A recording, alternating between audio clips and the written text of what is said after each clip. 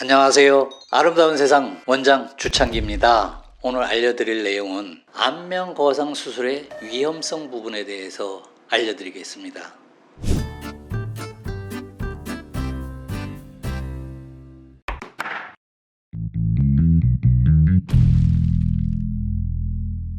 안면 거상 수술에 있어서 가장 위험한 부작용은 신경 손상입니다.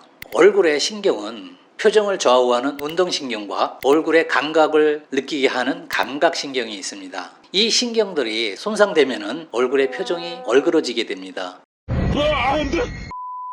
감각신경은 수술을 한 후에 침을 흘리는 걸 잘 모를 수 있다든가 콧물이 흘러도 잘 모른다든가 얼굴에 어떤 이물질이 붙었을 때 알아채지 못하는 현상이 일어날 수 있는 손상들입니다. 그리고 중요한 것은 귀 앞에 침샘 부분이 있습니다. 침샘은 침샘관을 통해서 입 안으로 연결되어진 관이 있습니다. 이 침관을 조심하셔야 됩니다. 이 침관이 막히면 침이 만들어지지 않기 때문에 아주 심각한 문제를 초래할 수 있는 것입니다. 그래서 여러분들이 수술을 고려할 때는 경험이 많은 의사를 찾아가시고 상담을 받아보시는 것이 아주 중요하다고 말씀드릴 수 있습니다.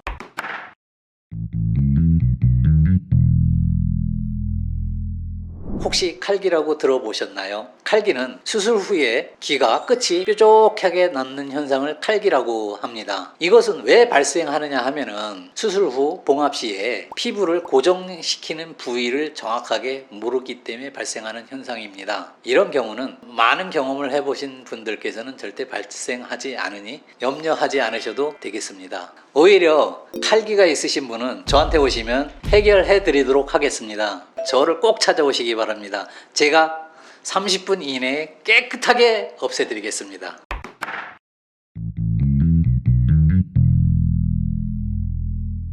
바람에 쏠리는 모습에 대해서 설명드리겠습니다.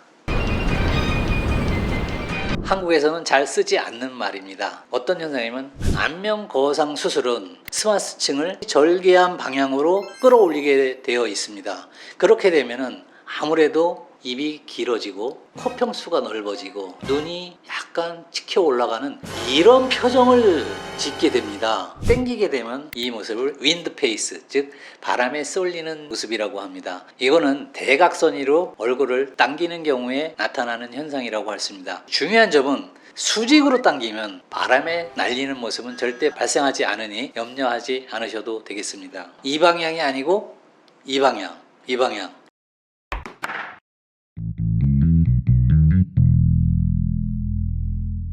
수술 후 필연적으로 붓기는 일어날 수밖에 없습니다. 아무래도 거친 방법으로 수술을 하기 때문에 많이 붓는 것입니다. 박리를 예리하게 하지 않고 박리를 하는 기구를 이용해서 벌려가면서 수술을 하게 되면 많이 붓게 됩니다. 그러나 저희 병원에서는 메스만을 이용해서 박리를 하므로 다른 방법에 비해서 붓기가 상당히 적습니다. 경우에 따라서는 적게 붓을 수도 있고 지방이 많은 분들은 좀 많이 붓습니다. 그렇지만은 너무 염려하지 않으셔도 되고요. 보통의 경우는 거의 쌍꺼풀 수술보다도 적게 붓는다고들 말씀하십니다. 집에서 주무실 때 심장 높이보다 수술 부위가 높게 하고 주무시면 많은 효과를 보시고 운동을 많이 해주시고 그리고 수술 부위에 아이스팩이라든가 냉찜질을 해주시면 붓기를 많이 줄일 수 있습니다.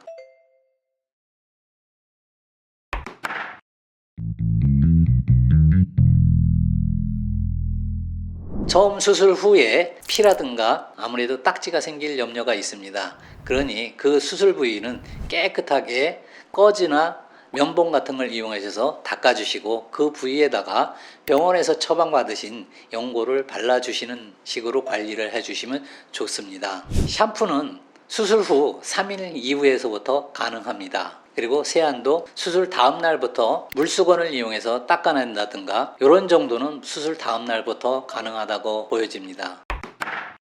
지금까지 제가 설명드린 이 부작용들 그것을 극복하기 위해 만든 것이 바로 원포인트 거상수술입니다. 원포인트 거상술은 기역자 절개를 해서 박리를 한 다음 스마스층을 줄여주는 작업을 한 후 남는 여분의 피부를 절제하는 방법으로 피부를 중력의 반대 방향으로 반대 방향으로 당기게 돼서 어색한 부분이 없게 되어 자연스러운 결과를 만들어 드립니다.